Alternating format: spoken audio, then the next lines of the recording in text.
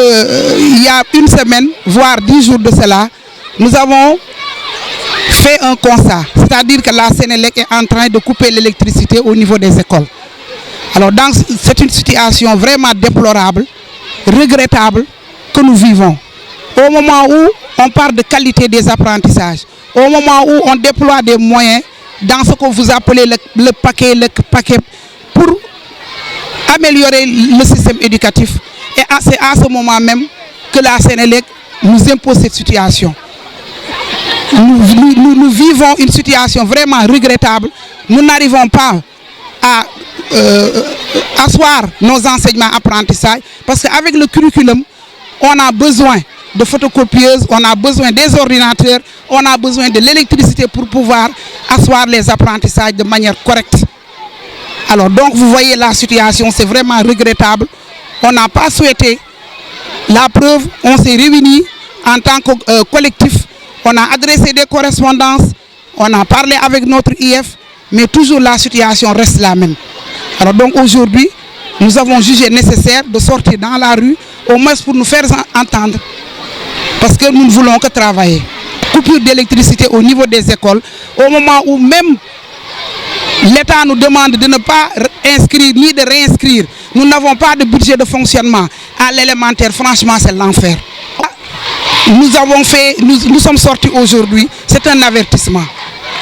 Si maintenant les autorités compétentes ne réagissent pas, en tout cas nous allons dresser un nouveau plan d'action. Parce qu'on ne peut pas travailler sans électricité. Ce n'est pas possible et nous ne sommes pas disposés aussi à payer l'électricité. Comme vous le savez, le constat est là. On vient tous de faire une rupture pour l'eau et l'électricité des écoles élémentaires publiques. Ça c'est inédit. Absolument, je pourrais même dire, c'est plutôt, je cherche des qualificatifs, je ne peux pas en trouver. Parce que quand on ampute l'eau et l'électricité, source de vie, à une école élémentaire et à des enfants, vous savez ce que cela suppose et ce que cela peut créer comme ennui. Donc tout un chacun de nous a une maison et c'est vraiment ce qui se passe pour l'eau et l'électricité. D'abord du point de vue de la propriété, un enfant qui n'a pas de l'eau dans une école, enfin tout le monde doit savoir ce que ça suppose.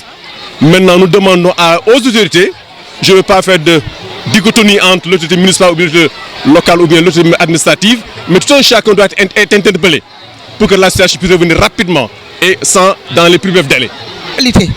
Dem nañ ba xool ni njàng mi dafa commencé di sooxe ñu ne léegi nii nañu jàng te wut njàng mi ñu jéem ko sellal au moment où curriculum de l'éducation de base bi nga xamante ne ni bii moom la ñuy appliquer dans nos écoles ku ne xam na ni loolu système la boo xamee ni bii mënul dem sans courant parce que dañuy soxla ay ordinateur dañuy soxla ay photocopieuses. Alors tey malgré situation yi ñuy dund di ko jéem a muñ ak di taaxirlu mooy que tey jii élémentaire kese nga gis ñu ne inscription du fa am réinscription du fa am soo demee tey ci lycée yi dañuy inscrire nga dem ci préscolaire bi dañuy inscrire élémentaire kese ñu ne ñu inscrire buñ la waxee ni leen ni ba école ubbeeg tey boîte cré kenn joxuñu ko nous nous débrouillons pour que xale yi mën a jàng pour que maîtres yi mën a démarrer seen ay activités mais loolu yëpp ñu koy muñ tey amuñu lu ñuy def lu ñul xëy suba di couper courant yi ci biir école yi vraiment dafa ñaaw sax te lii man de en tout cas depuis les indépendances que depuis que ñu judd ñun di gis système éducatif sénégalais ñun lii musuñu ko dund courant bi nag mënuñu ko fay xalaatuñ ko sax